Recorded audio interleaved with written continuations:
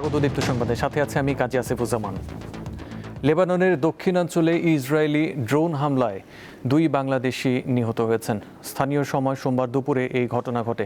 বৈরুতের বাংলাদেশ দূতাবাস এক শোক বার্তায় এই তথ্য নিশ্চিত করেছে। নিহত দুজনই সাতক্ষীরা জেলার বাসিন্দা। তাদের একজনের নাম শফিকুল ইসলাম, তার বাড়ি সদর উপজেলায়। অন্যজন হলেন নাহিদুল ইসলাম, বাড়ি আশাশুনি উপজেলায়। এই 2 বাংলাদেশির মরদেহ নাবাতিয়ের নাবি বেররি হাসপাতালে রাখা হয়েছে। লেবাননে বাংলাদেশ দূতাবাস প্রয়োজনীয় আইনি ও কনসুলার কার্যক্রম সম্পন্ন করে মরদেহ দেশে পাঠানোর কাজ করছে বলে জানানো হয়েছে।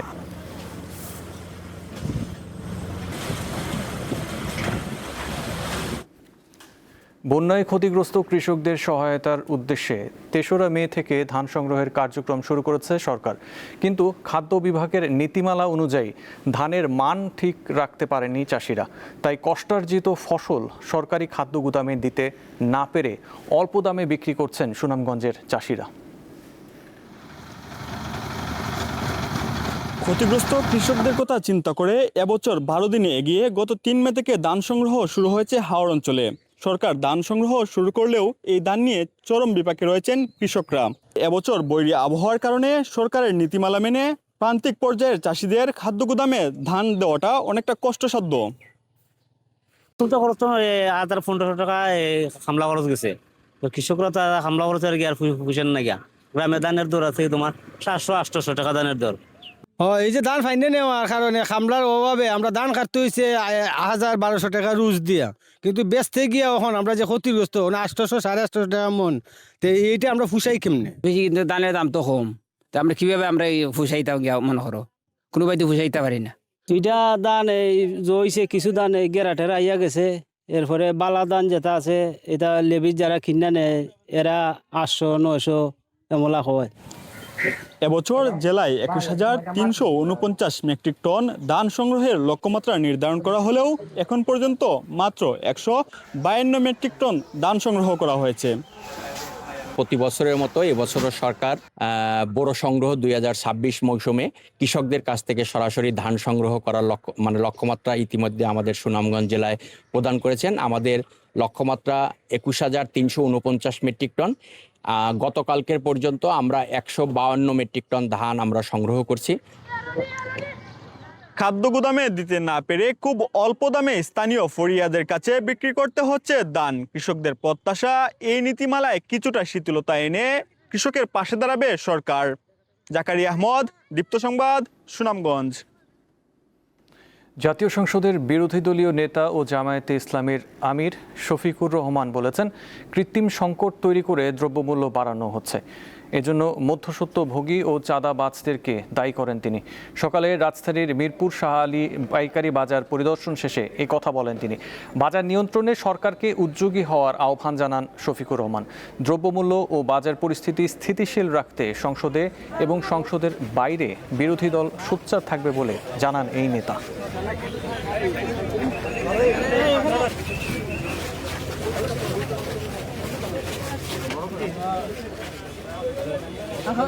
জায়গায় জায়গায় মধ্যস্বত্বভোগী, সিন্ডিকেট এবং চাঁদাবাজের কারণে আমরা যারা মুক্ত আছি, আমরা ন্যায্য মূল্যে আমাদের পণ্যগুলো পাই না। কৃষক তার উৎপাদিত মূল্যের ন্যায্য মূল্য পায় না, মাঝখানে অন্যদের পেটে ঢুকে যায়। আমরা ওইটা ভাঙতে চাই। কোন দিন ভাঙতে পারবো আল্লাহ ভালো জানে, কিন্তু আমাদের লড়াই শুরু হয়েছে, এই লড়াই চলবে, আমরা থামবো না। ঈদুল আজহায় রাজধানীতে মোট 28টি পশুর হাট বসবে, এর মধ্যে 26টি অস্থায়ী। ঈদের দিনসহ 5 দিন এসব হাটে বেচাকেনা চলবে। যত্রতত্র কোনো হাট বসতে দেয়া হবে না বলে জানিয়েছে ঢাকার 2 সিটি কর্পোরেশন। এবার ঢাকার 2 সিটিতে প্রস্তাবিত অস্থায়ী কোরবানির পশুর হাট মোট 26টি। এর মধ্যে ঢাকা দক্ষিণ সিটিতে 11টি এবং ঢাকা উত্তর সিটিতে 15টি অস্থায়ী হাটের প্রস্তুতি নেওয়া হয়েছে। রাজধানীর বিভিন্ন মাঠ, খোলা জায়গা ও সড়ক সংলগ্ন এলাকায় বসবে এসব অস্থায়ী পশুর হাট। সিটি কর্পোরেশন এগুলো ইজারা দিবে। কয়েকটির ইজারা প্রক্রিয়া শেষ করা হয়েছে। ক্রেতা বিক্রেতার নিরাপত্তা এবং হাট ব্যবস্থাপনা নির্বিঘ্ন করার উপর জোর দিচ্ছে সিটি কর্পোরেশন। 3 ধাপে 1 সপ্তাহের মধ্যে বাকি পশুর হাটের ইজারা প্রক্রিয়া সম্পন্ন করার কথা রয়েছে। এরপর অনুমোদিত সময়ে হাট বসানোর যাবতীয় প্রস্তুতি নিতে পারবেন ইজারাদাররা। অস্থায়ী হাটগুলোর পাশাপাশি রাজধানীর 2 স্থায়ী পশুর হাট গাবতলী ও সারুলিয়াতে যথারীতি কোরবানির পশু কেনাবেচা হবে। 2 সিটির প্রশাসক জানিয়েছেন, ক্রেতা বিক্রেতার সুবিধা নিশ্চিত করতে পানি, বিদ্যুৎ, বর্জ্য ব্যবস্থাপনা ও নিরাপত্তার সবকিছু মাথায় রেখে নেওয়া হচ্ছে প্রস্তুতি। সব রকম প্রস্তুতি আমরা গ্রহণ করেছি। গরুর ব্যবসায়ী যারা আছে তারাও যাতে স্বাচ্ছন্দ্যে তাদের গরু ছাগল বিক্রি করতে পারে, পাশাপাশি যারা ক্রেতা যারা যাবে তারাও যাতে স্বাচ্ছন্দ্যে ক্রয় করে আবার ফিরতে পারে। সব বিষয়ে মোটামুটি আমরা আলোচনা করেছি। ইতিমধ্যে আমরা এই সমস্ত বিষয়ে কমিটি করে দিয়েছি। যেমন গতবার খিলক্ষেতের ফ্লাইওভারের নিচে ছিল একটা রাস্তার মধ্যে, আমরা সেটাকে দিইনি, জনদুর্ভোগের কারণে যানজট হয়ে যায়, সেটা অন্যত্র আমরা ভিতরে দিয়েছি। আরও অনেকে আবেদন করেছিল বিভিন্ন জায়গায়, আমরা পরে ওটাকে যাচাই বাছাই করে দেখলাম সেখানে জনদুর্ভোগ এবং দুর্ঘটনা ঘটার একটা সম্ভাবনা থাকে, রেল লাইন পড়ে গেছে পাশে, সেগুলোকে আমরা ক্যান্সেল করেছি।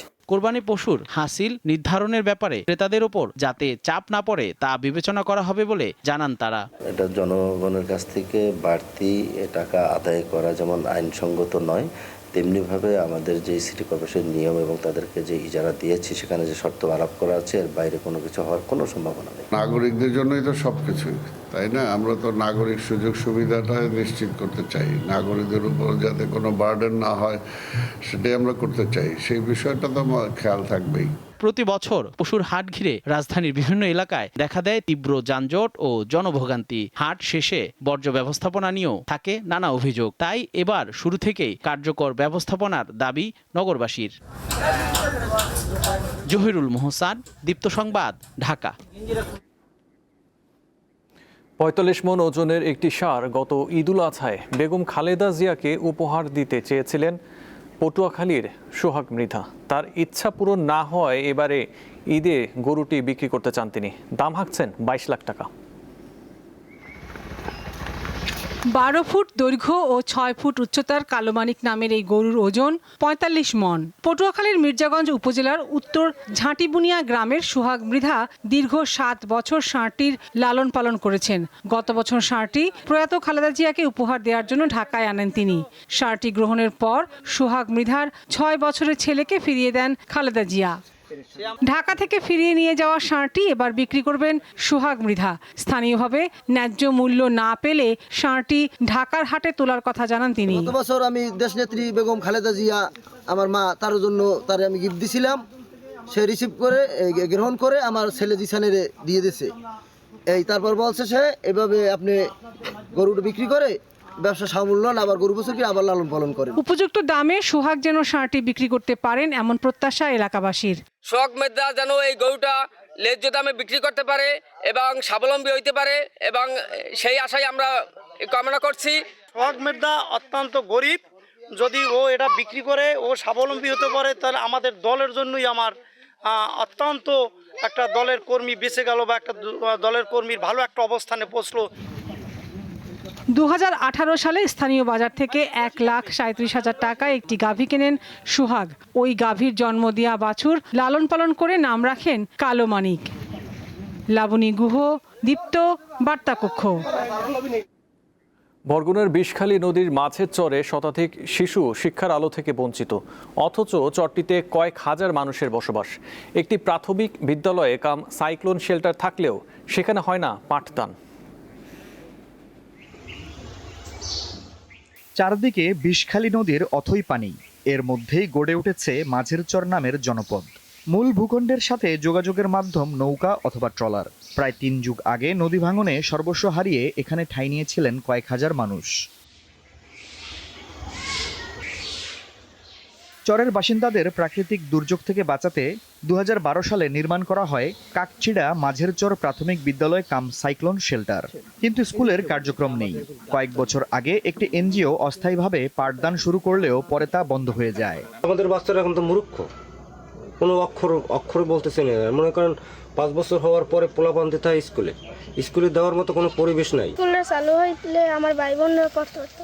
স্কুলটা যদি হয় এখানে বাচ্চাদেরকে লেখাপড়ার জন্য, শিক্ষার্থীর জন্য, অক্ষর চেনার জন্য, তাদের জ্ঞান বৃদ্ধি করার জন্য অনেক উপকার হবে। এলাকা বাসীর জন্য উপকার হবে। আমাদের পোলাপানের কি অবস্থা হবে এটাই আমরা জানতে চাই, কিভাবে কি পড়ানো যাবে, কি করা যাবে। এই শিক্ষকেরা সরকারি কোনো ভাতা পায় না এবং বেতন পায় না, বিদেশ শিক্ষকেরা অন্য জায়গায় কর্মস্থলে চলে গেছে। এখন আমি একাই অফিসিয়াল কার্যক্রম চালিয়ে থাকি। সচেতন মহল মনে করছে শিক্ষার প্রসারে সরকারের সাফল্য থাকলেও মাঝের চরের মতো দুর্গম এলাকাগুলো এখনো অবহেলিত। বিদ্যালয়টি চালু করতে পারলে এখানের ছোট ছোট কোমলমতি শিশুরা তারা পড়াশোনার সুবিধা পাবে, নইলে কিন্তু অসংখ্য শিশু এই নদী পার হওয়ার কারণে তারা লেখাপড়া ছেড়ে দিচ্ছে এবং শিশু শ্রমে জড়িত হয়ে যাচ্ছে। তো এই শিশুদেরকে সুশিক্ষায় শিক্ষিত করতে হলে এই বিদ্যালয়টি দ্রুতই চালু করা জরুরি বলে আমি মনে করি। চরের অন্ধকার ঘোচাতে এই পরিত্যক্ত ভবনটিতে দ্রুত পাঠদান শুরু হবে এমন প্রত্যাশা চরবাসীর। আফরিদ হাসান, দীপ্ত, বার্তাকক্ষ। টানা 17 বছর বাগেরহাটের মোরেলগঞ্জের জিউধরায় লক্ষ্মীখালী সরকারি প্রাথমিক বিদ্যালয়ের শ্রেণীকক্ষে চলছে পুলিশ ফাঁড়ির কার্যক্রম, আর শিক্ষার্থীদের পাঠদান করানো হচ্ছে গবাদি পশুর আশ্রয়স্থলে তৈরি অস্থায়ী কক্ষে, যেখানে নেই পর্যাপ্ত আলো, ফ্যান ও শৌচাগার। 2009 সালে এলাকার আইন শৃঙ্খলা পরিস্থিতি স্বাভাবিক রাখতে বাগেরহাটের মোরেলগঞ্জের জিউধারা ইউনিয়নের লক্ষ্মীখালী সরকারি প্রাথমিক বিদ্যালয়ের কয়েকটি কক্ষে পুলিশ ফাঁড়ির কার্যক্রম শুরু হয়। এরপর দীর্ঘ 17 বছর পেরিয়ে গেলেও তা সরানো হয়নি। বিদ্যালয়ের দ্বিতীয় তলার 3টি কক্ষ পুলিশের নিয়ন্ত্রণে রয়েছে। শিক্ষার্থীদের নিচতলায় গবাদি পশুর আশ্রয়স্থলে টিনের বেড়া দিয়ে তৈরি অস্থায়ী কক্ষে পাঠদান করাচ্ছেন শিক্ষকরা। অস্থায়ী ওই কক্ষগুলোতে নেই পর্যাপ্ত আলো বাতাসের ব্যবস্থা, নেই বৈদ্যুতিক ফ্যান। এছাড়াও শিক্ষার্থীদের জন্য নেই কোনো শৌচাগার বা ওয়াশরুমের ব্যবস্থা। পাশাপাশি বিদ্যালয়ের দেওয়াল ও সিঁড়িতে বড় বড় ফাটল থাকায় বাড়ছে ঝুঁকি। পিলারগুলো ফাটা, তারপরে এটা অনেক ঝুঁকিপূর্ণ। আমরা চলো যে হাঁটলে ভবনটা কিরকম কাঁপে। আপনার আগে গরু ছাগল বাস করতো, এই এখন যেখানে বাচ্চারা ক্লাস করতেছে, এখানে বাচ্চারা পরে খুব প্রচন্ড গরমের ভিতরে কোনো ইলেকট্রনিকের সমস্যা, যেরকম ফ্যান নেই। বৃষ্টি পড়লে মনে করেন মাঠের পানি সব ক্লাসের ভিতর আসে, বাচ্চাদের লেখাপড়ার সমস্যা হয়। বিদ্যালয়ের প্রধান শিক্ষক জানান, বর্তমানে স্কুলটিতে 130 জন শিক্ষার্থী রয়েছে, কিন্তু পাঠদানের জায়গা নেই। ওরা সরলতার সাথে লেখাপড়া করবে, তার ভিতর থেকে যদি পুলিশের ভয় ওদের ভিতরে ঢুকে যায় তাহলে কেমন হয় এটা। উপজেলা শিক্ষা কর্মকর্তা জানিয়েছেন, ঊর্ধ্বতন কর্তৃপক্ষের সঙ্গে আলোচনা করে দ্রুত প্রয়োজনীয় ব্যবস্থা নেওয়া হবে। জেলা প্রশাসক এবং সম্মানিত জেলা পুলিশ সুপার মহোদয়ের মাধ্যম দিয়ে ঊর্ধ্বতন কর্তৃপক্ষ বরাবর এই বিষয়টি জানাবো। শিক্ষার্থীদের নিরাপদ ও মানসম্মত পাঠদান নিশ্চিত করতে দ্রুত পুলিশ ফাঁড়ি অন্যত্র সরিয়ে নেওয়ার দাবি স্থানীয়দের। সঞ্জিদা স্নিগ্ধা, দীপ্ত, বার্তাকক্ষ। আন্তর্জাতিক মুদ্রা তহবিল IMF ঋণ চুক্তির আওতায় যেসব শর্ত জুড়ে দিচ্ছে তা বাংলাদেশের অর্থনীতির জন্য যথোপযুক্ত নয় বলে মনে করছেন অর্থমন্ত্রী আমির খসরু মাহমুদ চৌধুরী। বলেন, বিএনপির নির্বাচনী ইশতেহারের সঙ্গে একমত পোষণ করে যারা উন্নয়ন সহযোগী হতে চাইবে তাদের সাথে বর্তমান সরকার কাজ করবে। সোমবার রাজধানীর একটি হোটেলে এক আলোচনায় অর্থমন্ত্রী এসব কথা বলেন। আমরা তো থেমে থাকতে পারবো না, সামনের দিকে এগিয়ে যেতে হবে। চ্যালেঞ্জেস দেয়ার, চ্যালেঞ্জ মোকাবেলা করতে হবে। ইনশাআল্লাহ চ্যালেঞ্জ মোকাবেলা করে আমি মনে করি আমরা সফলতার দিকে যাব। সব জায়গায় আমরা একমত হচ্ছে না, অনেক জায়গায় দ্বিমত হচ্ছে। IMF এর সাথে দ্বিমত হচ্ছে, কারণ IMF যে কন্ডিশন দিচ্ছে ওটা আমার অর্থনীতির জন্য সুইটেবল না, আমার জনগণের জন্য সুইটেবল না। উই আর ইলেক্টেড গভর্নমেন্ট, আমি জনগণের কাছে দায়বদ্ধতা আছে, তাদের কথা মতো আমরা তো সব করতে পারবো না। ব্রিটিশ প্রধানমন্ত্রী কিয়ার স্টারমারের পদত্যাগ দাবি করেছেন লেবার পার্টির 70 জন MP। স্থানীয় সরকার নির্বাচনে লেবার পার্টির শোচনীয় পরাজয় এবং আর্থিক খাতে অস্থিতিশীলতার জন্য তাকে দায়ী করা হচ্ছে। দলীয় লোকজন প্রধানমন্ত্রীর ওপর ক্ষুব্ধ। অবশ্য স্টারমারের নিজেকে সংশোধনের জন্য সুযোগ দেওয়ার আহ্বান জানিয়েছেন, কিন্তু এতে তেমন সাড়া মেলেনি।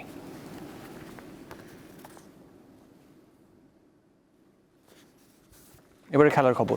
সাফ চ্যাম্পিয়নশিপের প্রস্তুতি জয় দিয়েই শুরু করেছে বাংলাদেশ নারী ফুটবল দল। থাইল্যান্ডের ক্লাব কাশেম বুন্ডিতের বিপক্ষে 2-0 গোলে জিতেছে তারা। ব্যাংককে দর্শক শূন্য মাঠে বাংলাদেশের হয়ে গোল দুটি করেছেন আনিকা রানিয়া সিদ্দিকী ও উমহেলা মার্মা। প্রথমার্ধের 15 মিনিটে আনিকার গোলে এগিয়ে যায় বাংলাদেশ। 1-0 ব্যবধানে বিরতিতে যাওয়ার পর দ্বিতীয়ার্ধেও আধিপত্য বজায় রাখে তারা। ম্যাচের 77 মিনিটে উমহেলা ব্যবধান দ্বিগুণ করেন। 25 মে ভারতের গোয়ায় শুরু হতে যাচ্ছে সাফ নারী চ্যাম্পিয়নশিপ। এই ছিল এখনকার মতো। পরবর্তী সংবাদ 12টায় দেখার আমন্ত্রণ রইল। এছাড়াও তথ্য বিনোদনের জন্য চোখ রাখুন দীপ্ত টিভি ডিজিটাল প্ল্যাটফর্মগুলোতে। ধন্যবাদ।